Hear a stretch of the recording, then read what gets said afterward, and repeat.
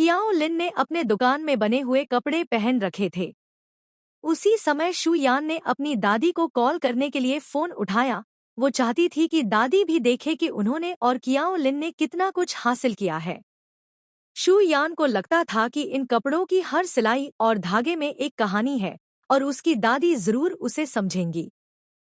दादी ने जब अपनी दोनों पोतियों को इतनी मेहनत करते देखा तो वो बहुत खुश हुईं। शू यान और कियाओ लिन को उम्मीद नहीं थी कि उनकी दादी अब के ट्रेंडिंग मीम्स भी जानती हैं।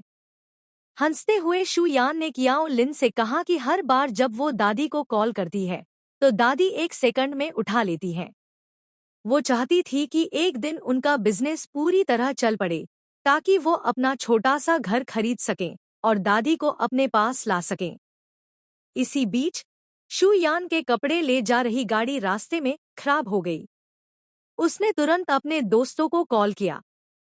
तभी शेन हाउमिंग कंपनी के पास से गुजर रहे थे। उन्हें बात पता चली तो वो तुरंत गाड़ी लेकर पहुंच गए। उन्होंने ड्राइवर की मदद करते हुए खुद भी सामान उतारना शुरू कर दिया।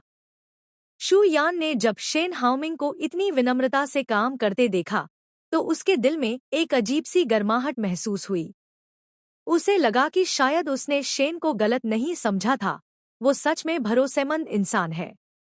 लेकिन उसने अपनी भावनाएं जाहिर नहीं की, बस उसे पानी देकर मुस्कुरा दी। जब शू यान ने हल्के से उसे छेड़ा तो शेन ने जल्दी से सफाई दी कि कंपनी का टीम बिल्डिंग इवेंट था, इसलिए वो फ्री थे और मदद कर पाए। शू यान ने कहा कि अब वो शेन हाउमिंग की शख्सियत या नाम का सहारा लेकर आगे नहीं बढ़ना चाहती। अब जब वो खुद अपने पैरों पर खड़ी है तो किसी पर निर्भर नहीं रहना चाहती और न ही उन बंधनों में वापस जाना चाहती है जो कभी उसे रोकते थे।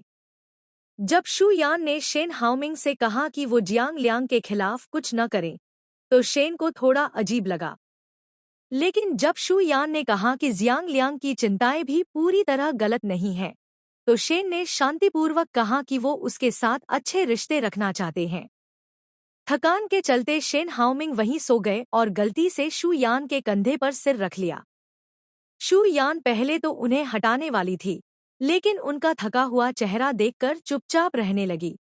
आखिरकार यान स्टूडियो के तैयार कपड़े कंपनी में पहुंच गए और वे लॉन्च के लिए तैयार थे। लेकिन जब उन्होंने पैकेज खोला तो पाया कि कपड़ों की क्वालिटी वैसी नहीं थी जैसी वादा किया गया था। उसी वक्त सोशल मीडिया पर भी कई ब्लॉगर उनके ब्रांड को लेकर नेगेटिव बातें करने लगे। शू यान को एहसास हुआ कि ये सब यूं ही नहीं हो रहा, जरूर कोई पीछे से साजिश कर रहा है। जियांग लियांग को भी इस मामले की खबर मिल गई। जब जियांग लियांग ने शू यान से कहा कि वो बेझिझक आगे बढ़े और जो भी पैसों की जरूरत हो वो संभाल लेंगे, तो शू यान का दिल भर आया। उसे दर्द भी हुआ, लेकिन साथ ही दिल में एक सुकून भी, क्योंकि उसने महसूस किया कि जियांग लियांग सच में नेक इंसान है। शू यान ने कहा कि निजी और पेशेवर रिश्तों को अलग रखना चाहिए, इसलिए वो नहीं चाहती कि जियांग फिर से उसकी परेशानी संभाले। उसे लगा कि ये घटना बुरी नहीं है, इससे उसे अपने निवेशकों का असली चेहरा देखने को मिला। जियांग ने कहा कि वो तो उसकी किस्मत से जलते हैं कि उसे इतने अच्छे लोग मिलते हैं। शू यान मुस्कुराई और बोली, क्योंकि मैं खुद अच्छी हूँ, इसलिए मुझे अच्छे लोग मिलते हैं। कंपनी लौटने पर उसने देखा कि सबके चेहरे उदास हैं। उसने सबको हौसला दिया कि वो एकजुट रहें, लोगों की बातों से डरे नहीं और हर टिप्पणी को स्वीकार करें। फिर उसने घोषणा की कि अब तीसरे बैच की प्रोडक्शन तुरंत शुरू करनी होगी। उधर कियाओ लिन ने सुना कि मिस्टर झांग अब फाइनल पेमेंट पहले ही मांग रहे हैं। उसे लगा जैसे उनका काम निकलते ही उन्हें किनारे किया जा रहा है। उसकी एक दोस्त ने कहा कि ये बात शू यान को बतानी चाहिए, लेकिन कियाओ लिन ने अपनी बहन की चिंता करते हुए फिलहाल चुप रहने को कहा। इसी बीच स्टीव ने शू यान से मुलाकात की। उसने कहा कि यान स्टूडियो में इतनी दिक्कतें यूं ही नहीं आ रही हैं, और फिर उसने एक अजीब प्रस्ताव दिया कि शू यान झूठा बयान दे कि उसका और शेन हाउमिंग का रिश्ता टूट गया है। उसने कहा कि ऐसा करने पर रिसॉर्ट वाला डील फिर से शुरू हो जाएगा और वो उसे ऊंची कीमत देने को भी तैयार है। तभी शू यान को जियांग लियांग की बात याद आई। कि कोई न कोई इस सब के पीछे है, और उसे लगा कि शायद स्टीव ही वो इंसान है। दूसरी तरफ शेन हाउमिंग को जब अपने असिस्टेंट से पता चला कि स्टीव ने शू यान से संपर्क किया है, तो वो पूरी तरह भरोसे में थे कि शू यान उन्हें धोखा नहीं देगी।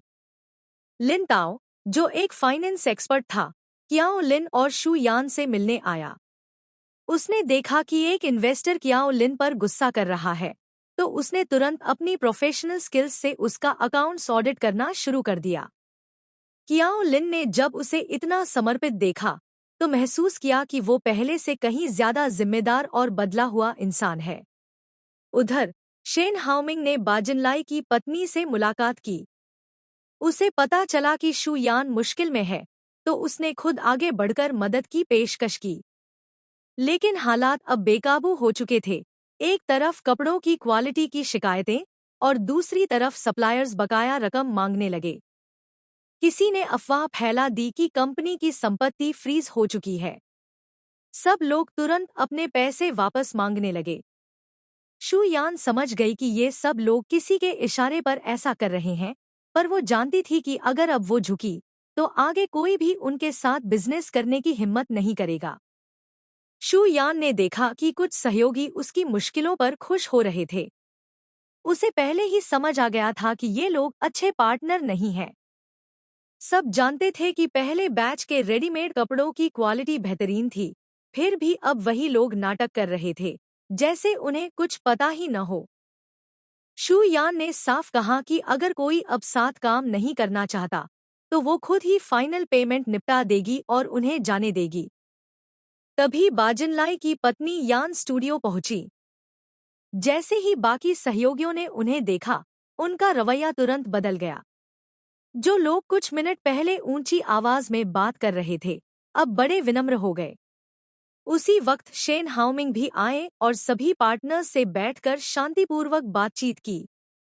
जब सबको पता चला कि जनरल मैनेजर शेन का इस कंपनी से भी संबंध है, तो उन्होंने तुरंत अपना रुख बदल दिया और कहा कि वे सहयोग जारी रखेंगे। जब बाजिनलाई की पत्नी ने शू यान से पूछा कि क्या उसे कोई दिक्कत आ रही है, तो शू यान ने सीधे स्वीकार नहीं किया, बस मुस्कुराकर कहा कि वो खुद सब संभाल सकती है। बाजिनलाई की पत्नी को उस पर पूरा भरोसा था और उन्होंने यकीन जताया कि शू यान हर मुश्किल पार कर लेगी। उन्होंने कपड़े ट्राई किए और खुश होकर चली गईं। शेन हाउमिंग ने शू यान से कहा कि अगर उसे जरूरत हो तो वो कपड़ों के निर्माण में निवेश करने को तैयार है। उधर कियाओ लिन और बाकी पार्टनर्स ने उनका नया वीडियो देखा, जिसमें ट्रेडिशनल नेशनल स्टाइल को मॉडर्न फैशन से खूबसूरती से मिलाया गया था। वीडियो तो शानदार था, लेकिन सबको डर था कि शायद ग्राहक इसे पसंद न करें। शू यान ने आत्मविश्वास से कहा कि उन्होंने हर कपड़े को दिल से बनाया है, हर डिजाइन में मेहनत और कला झलकती है, और लोग इसे जरूर पसंद करेंगे। इस बीच लिन ताओ ने अपनी फाइनेंस स्किल्स से कंपनी के अकाउंट्स में आई गड़बड़ियों को बड़ी जल्दी सुलझा दिया। शू यान चाहती थी कि लिन ताओ यान स्टूडियो में बने रहें, लेकिन उसे लगा कि शायद कियाओ लिन को बुरा लगे। उसने पहले ही उससे बात की, पर हैरानी की बात यह थी कि कियाओ लिन को इससे कोई आपत्ति नहीं थी। तब शू यान ने लिन ताओ से कहा कि अगर उनके पास फिलहाल कोई नौकरी नहीं है और उन्हें यहाँ अच्छा लगे, तो वो टीम में शामिल हो सकते हैं। कियाओ लिन ने भी खुशी खुशी इसकी इजाजत दे दी। सब कुछ ठीक चल रहा था, लेकिन तभी एक बड़े सहयोगी ने अचानक अपना ऑर्डर कैंसिल कर दिया। शू यान अपनी टीम के साथ तुरंत उनसे मिलने गई ताकि वजह समझ सके, पर उस कंपनी का हेड उनसे मिलने ही नहीं आया। शू यान जानती थी कि अगर अब कोई ठोस जवाब नहीं मिला, तो मीडिया इस खबर को बढ़ा चढ़ाकर पेश करेगा, जिससे यान स्टूडियो की छवि को बहुत नुकसान होगा। ऐसे में शेन हाउमिंग ने पहल की। उन्होंने सन सिवेई के शो पर जाकर इंटरव्यू दिया और वहां से यान स्टूडियो के लिए पब्लिसिटी बढ़ाई। उन्होंने लोगों से अपील की कि वे खुद सच्चाई को समझें और फिर राय बनाएं। इंटरव्यू में उन्होंने कहा कि उनकी प्रिय महिला जो काम कर रही हैं, वो न सिर्फ ग्रामीण महिलाओं को अपने गांव लौटकर बिजनेस शुरू करने का मौका दे रही हैं, बल्कि कई बिखरे परिवारों को भी जोड़ रही हैं। शू यान ने जब ये सुना, तो वो बहुत भावुक हो गई। उसने कुछ नहीं कहा, पर मन ही मन शेन हाओमिंग के लिए और सम्मान महसूस किया।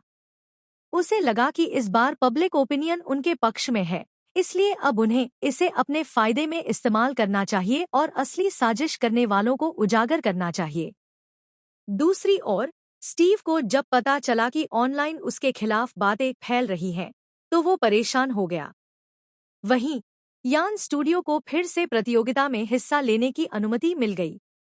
बाजनलाई खुद शेन हाओमिंग से मिले और कहा कि वो जिंडा कंपनी के साथ सहयोग करना चाहते हैं।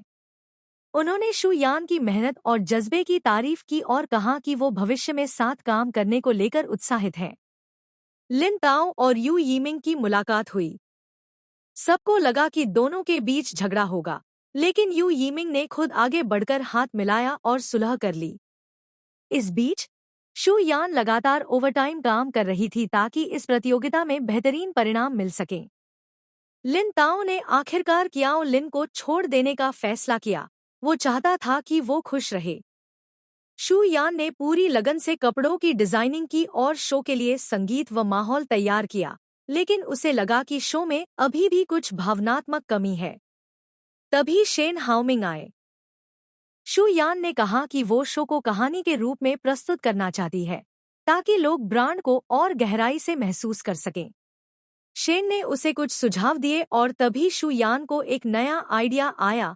उसने कहा कि यह शो विरासत और पोषण दोनों का प्रतीक होगा।